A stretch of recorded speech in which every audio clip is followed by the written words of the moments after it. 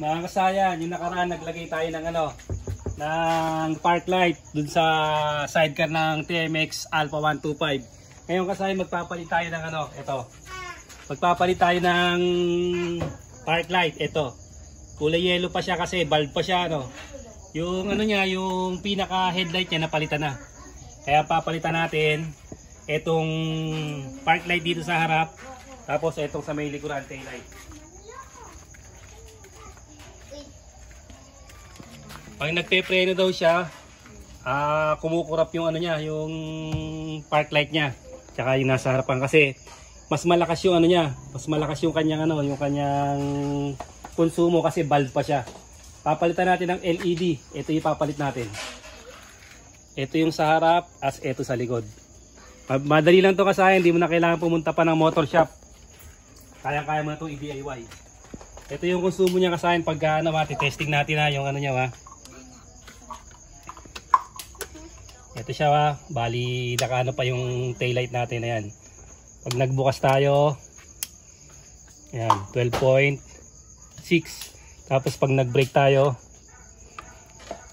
wala na pala. Ayan. Tignan nyo kasayan pag nag-brake ito, tignan mo ito dito. Pansinin nyo kasayan para malaman nyo yung konsumo niya. 12.5. Pagka nag-brake tayo, ayan siya kasayan. Tignan nyo kasayan pag nagbe-brake. Kumabot siya kasayan ng 12.1 Ayan siya kasayan Okay, nag-212 pa. Ito kasayan papalitan natin para makita nyo kung ano yung pagkakaiba. Umabot siya ng 12.1. Umpisa na natin. Dito muna tayo sa harap. Ito, tinanggal na namin yung yung tornilyo para madali lang tayo. Tapos, ito siya Dito, hugutin nyo lang to. Madali lang to magpalit. Dalawang tornilyo lang dito sa ilalim. Ito. Ayan Kung paano yung tinanggal, ganun din natin babalik. Tapakayawak dito. Kailangan nyo itong buksan pagka magpapalit kayo ng Kailangan isang ilagay sa park light Kasi pag ang LED may polarity, hindi siya pwede magkabaliktad na katulad nito.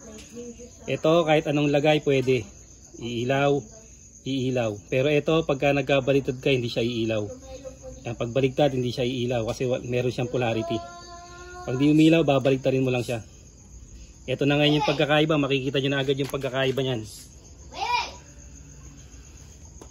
May to kasi na goma lang to Pasok nyo lang siya. Ayan siya Tingnan nyo yung pagkakaiba ngayon. Okay na kagad yung liwanag niya. Tapos pag ipapasok nyo siya kasayan, ito lang Yan nyo siya rito. Unahin nyo itaas, tapos clamp, tapos dalawang tornilyo.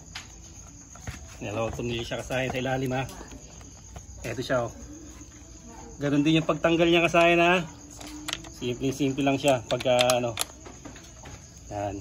Yan lang natin para temporary lang. Tapos sa likod na tayo. Kasi ito naman kasayan sa likod, kuha lang tayo ng Phillips screw. Madali lang din to kasayan Simple lang. Dalawang tornilyo. Tingnan nyo lang muna yung maging mapanuri lang kayo sa pagkakalas ng mga tinatanggal nyo. Kasi kung paano nyo siya kinalas, ganun nyo rin siya ibabalik. Kailangan pa rin siya. Naka-fix pa rin siya. Ayan, tingnan nyo titingnan nyo yung mga gilid ng pagtatanggalan nyo. Pag tinanggal nyo, doon lang din ulit siya babalik.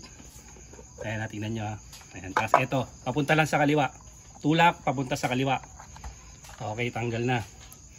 Ito naman, pagka hindi pumasok, tulak pa kanan. Pag hindi pumasok, tanggalin nyo, ikutin nyo siya. Tulak pa kanan. Ganun lang gagawin nyo Ayan, tulak pa kanan. Okay na siya. Tapos pag ibabalik nyo na, ganun din.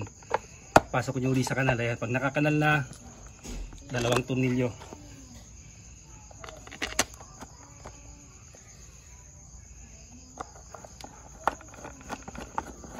Huwag nyo munang higpitan.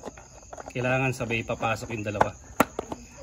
TMX Alpha 125. Kahit anong mga mga pantra. Mga pantra na ganito yung niya. Ayan siya. Ito na siya kasaya 12.6. Yan yung park light natin.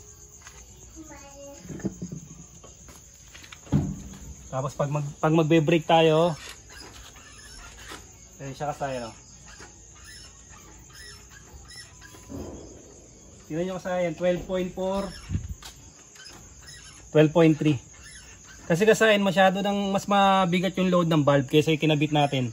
Nakita nyo naman yung LED, maliit lang siya. Ito lang yung konsumo niya, oh. Ngayon ang nireklamo niya, pag nagbe-brake daw, ito, ano mo, tingnan mo kung kumukurap pa yung ano, ito. Kung nahihigo pa niya yung ano, kumukurap pa.